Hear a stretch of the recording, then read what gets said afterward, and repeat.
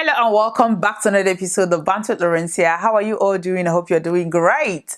Today's episode is once again sponsored by DDBT's Wigs. Now, this is a 22-inch Yaki 100% human hair. Get in touch with us. Our details are on the screen. shop.ddloren.com, or you can contact us on WhatsApp and we get you sorted. It's fully customized, different texture, different colors, anything you want, we can get you sorted. Now let us dive into today's episode, because today's episode, I have been trying to stay out of this topic, but I think it's not going away anytime soon. And the topic I am going to be talking about is the passing of Nigerian singer, rapper MohBad's. It's been controversial since, this topic has been on the social media sphere for over a year now, since last year actually, when MohBad's did a video talking about how the record label Malians or Mali group wanted to kind of end his life, basically.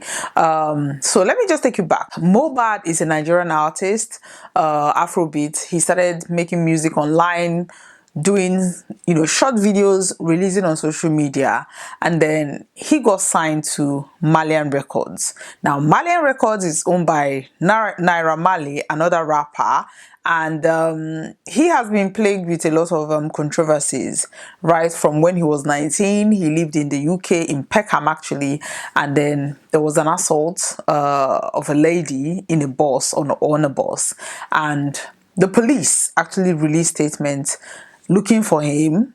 So for some reason he got released. He was 19 at that point, so I don't think he would do any serious jail time. So he came back to Nigeria and started singing. He got signed by Olamide, Olamide featured him in a song and he blew up. Now we all know Soapy. Soapy is literally glorifying masturbation, and a whole lot of people at that point in time said this guy is a bad influence, but he was already a wave. A lot of people liked him. A lot of people, like, he was Malians were like his people were calling themselves Malians, even people's parents, basically, not even just Gen Zs. A lot of people were associating themselves with Naira Marley and the Malian group. Now, they were known for smoking. Like, Naira Marley, he is somebody that is, he is just bad news altogether. And he was always online smoking one thing or the other, glorifying, drug abuse and all that. Now, being a young record label owner, Naira Marley signed younger artists, one of them being MohBad's. Now, MohBad's started his career just singing, putting his videos online on social media, and people vibing to his song. He was very talented, and people loved, because his lyrics, he was somebody that talked about his situation in lyrics. He's not just talking about boobs and ass and all those kind of things. He was talking about his lived experiences or what he was going through at that time. And for some reason, his lyrics is always really kind of moody, sad. From what we know, he came from his parents are separated, basically, and then his dad married somebody else. So from that front, he has always experienced kind of challenging upbringing, because according to the story, the second wife of the dad, or the girlfriend of the dad, was not always being fair to him, or you know how the situation is when your dad marries somebody else and all that. So he got signed to Naira Marley Record, released an album, and the album was doing well. There were so many songs from the album that went viral that people were vibing to, that they didn't even know it was MohBad's that sang the song. But Gen Z's, particularly people in Lagos or Ikorodu, they were like his biggest fans and all that. Now, last year, something happened, and then MohBad's decided to leave Malian Record. For some reason, according to what is going on online right now, he said he got no support from Naira Marley. He record a song. He used his money to record songs, pay for video, and Naira Marley will not even repost on his page. So he was like, okay, why am I doing all these things when I'm doing all these things by myself and this guy is not even helping in any way? So why am I even signed to him? I think that was where the whole thing started. He decided to leave Malian record. At that point, Naira Marley and his manager, Sam Larry, they said Sam Larry was not happy about it because according to them, they made him who he is. But remember, before then, he was already an internet sensation. He was already, singing, doing little videos, posting online, but he was not signed to a label. So when he left Malian Records, he actually released an album and it was doing well. But then, according to the story, Naira Marley, seeing that this guy is doing everything without us, he started blacklisting MohBad, telling producers, telling show promoters not to work with him. So that's kind of created kind of depressing period for MohBad, because even people he thought were his friends were no longer picking his calls, so he fell into depression. And Malian Records, especially Sam Larry, were just harassing this young man. This guy is 27 years old, with a wife and son. People were just, from the record, were harassing him. He actually did a video earlier this year, or was it late last year, where he went live. He went to Malian when he actually left Naira Marley's house. He went live. They were beating him up. He was saying that if anything happens to him, they should hold Naira Marley or Malian Records responsible for his demise or anything like that. When all those things was going on, he was posting online. I think his team reached out to Gistlover to give Gistlover the details, because he actually filed a police report. That was not going anywhere because Sam Larry and Naira Marley, they are close to the now president Tinubu, Lagos state government. They started colluding with the Drug Enforcement Agency.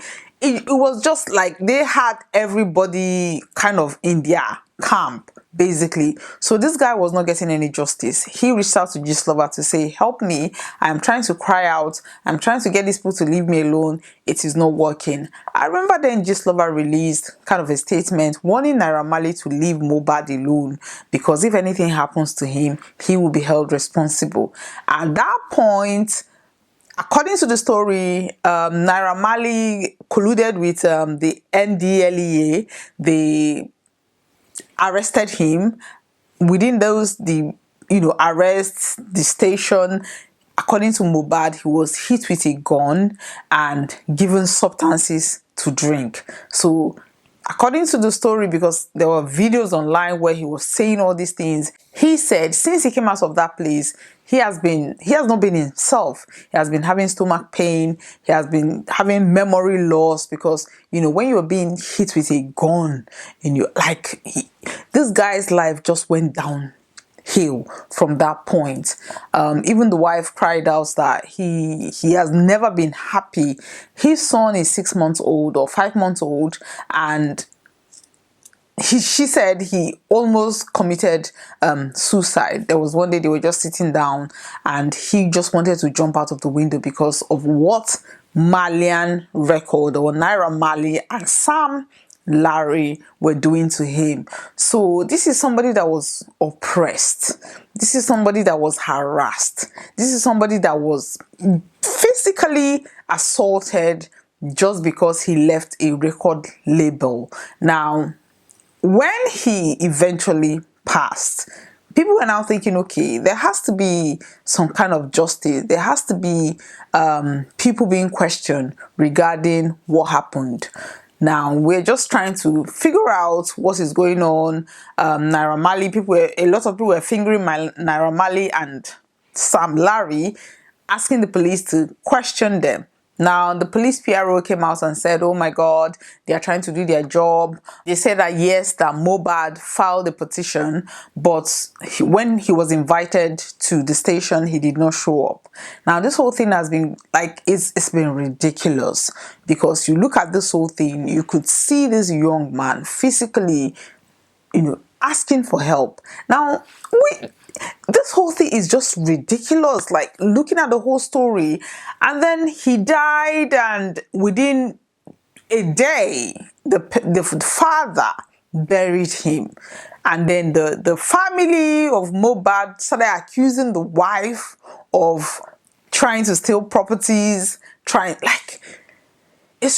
you just look at, it is so sensational that everything you want to think of is in this story, like physical abuse, mental abuse, psychological abuse, family abusing the wife, drug abuse. Everything you would need to make a story sensational was part of this story. Now, the wife came out and said she did not take anything. In fact, the wife's elder sister granted an interview and said, my sister did not have any, because the MohBad's dad was kind of accusing the wife's mom of collecting everything that MohBad had, that he never received anything. MohBad never gave him as much as, 500. Like,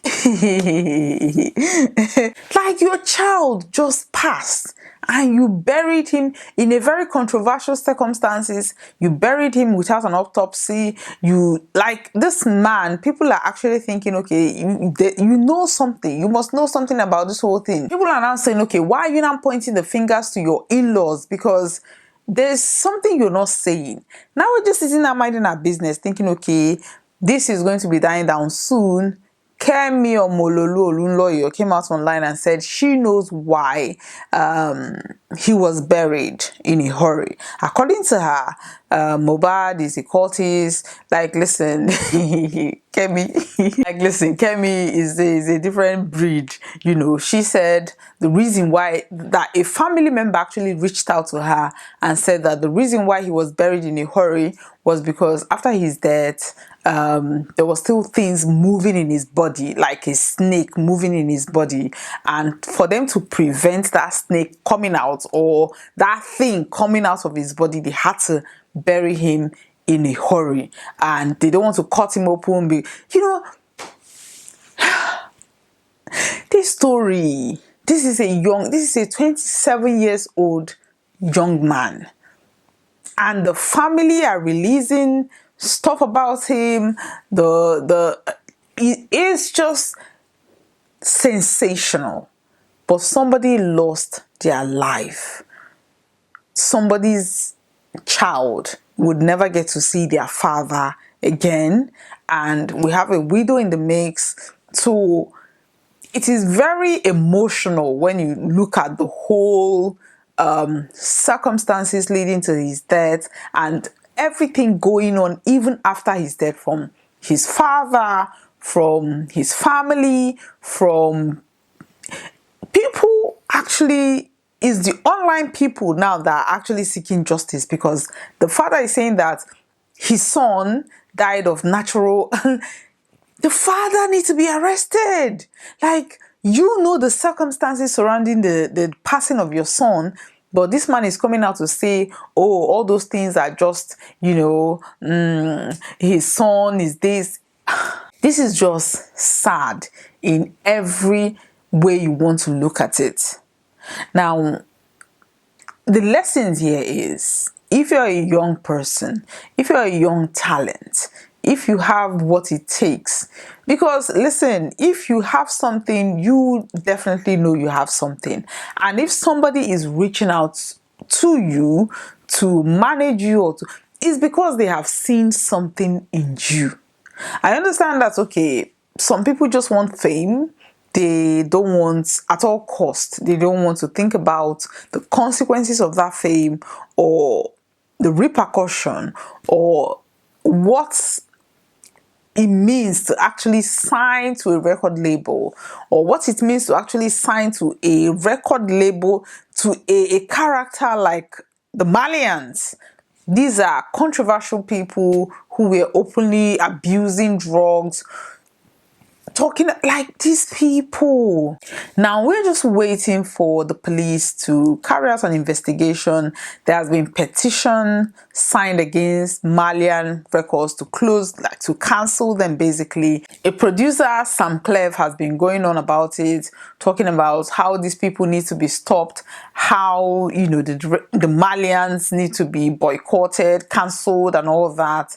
But the reality is, if you look at the music industry or the entertainment industry, there's so much godfatherism. There's so much, you know who in this whole thing.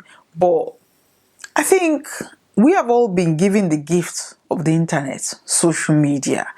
Sometimes, yes, being signed to a record label or being signed to a PR, whatever, gets you to your destination quicker, but at what cost?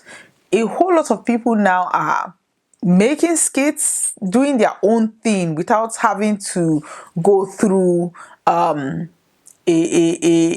channel. I think everybody needs to sit down and think about, you know, what the entertainment industry actually entails. How does it affect people mentally? I think we just have to start thinking about mental health, how we handle fame, because a whole lot of people want fame, but do you understand the consequences of that? This young man, yes, he was very famous, but obviously he did not kind of translate into monetary reward. Yes, he was making money, but the family were looking at him like, oh, you should be bringing money, because everything the dad was saying was basically about money. About money. You just lost your son that you buried without even... Anyway, this whole story is still developing. We're waiting to see what the police has to say about this whole thing. If they are going to carry out investigation, if they're going to invite Naira Marley and Sam Larry to the police station for questioning. Naira Marley has released his own questionnaires talking about, okay, what happened to the guy, like gaslighting to the highest level.